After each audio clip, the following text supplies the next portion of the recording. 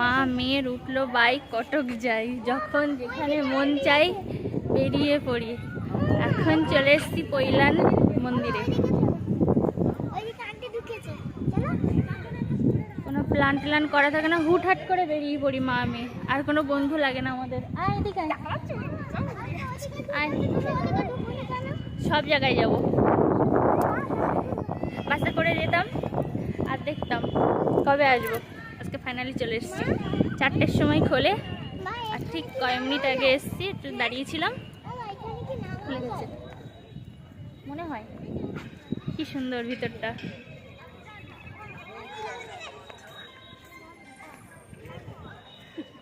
নামবে? আন্টিটা তোমার কথা শুনে হাসছে, দেখছো? হাই করে দাও।